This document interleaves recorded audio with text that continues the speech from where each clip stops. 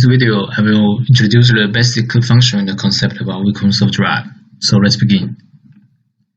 Here are the 6 topics we will go through in this video, including servo competition, wiring and signal definitions, panel display and operation, servo function, and the usage of debug tool, and the FAQ, and the troubleshooting. Weak servo drive is composed of the 2 parts, namely the servo drive and the servo motors. Here we talk some history about servo. The word servo derived from the ancient Greek word for slave. It means that the servo can move at a specified speed or distance. Before the signal arrives, the rotor is stationary.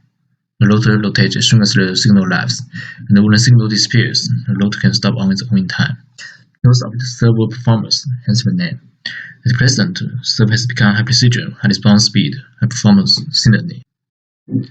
And this is the front panel of the weak servo drive.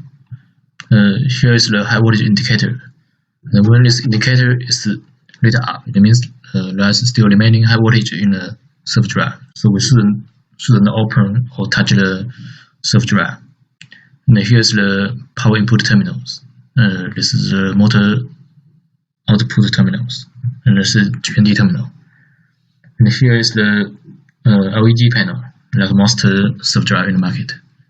And this is the RS485 COM port, can support the Modbus protocol. And this is the RS422 communication port. It looks like a LAN port, but actually it's the RS422. This port is used for debugging.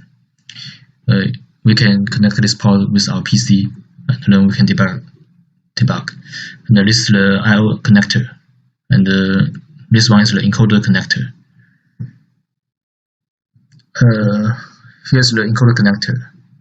Because it's a ready-made cable, so we don't need to solder the pin by ourselves. So we just have.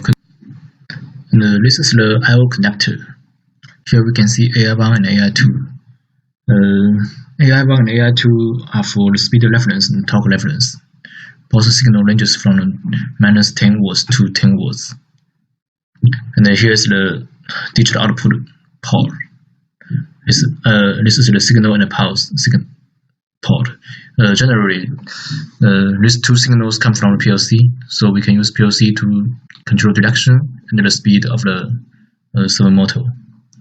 And here's the digital input. And this is the PAO, PBO, PCO. This is the so-called pulse division output.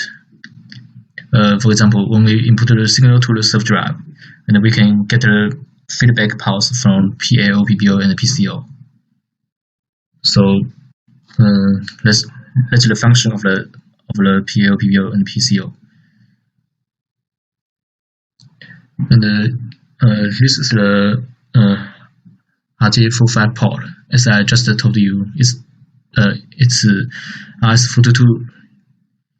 Because most PC doesn't have a COM port, so we need to USB to RS222 converter, and then we need to connect according to this diagram, and then we can debug the servo drive with our PC. This is the RS485 COM port for Modbus RTU protocol. And here is the main circuit wiring. Weak servo drive can support a single phase 220 watt manpower or the 3-phase 220 watt manpower. So far doesn't support the 3-phase 380 watt manpower, so we need to pay attention to this. And this is the LCD panel and the button. Just like most of the servo drive in the market, there are LED display and the fire button. The first button, we call it M switch. It's for switching between modes, or go back to the previous level menu. And this upper menu is for increased LED flicker bit value. And the down button is for decreased LED flicker bit value. And this button is for changing LED flashing bit of position. And the last one is the enter button for going to the next level menu or execute command such as storage parameter settings. Here are some common status message we can see in the LED. The first one is the 58. This message means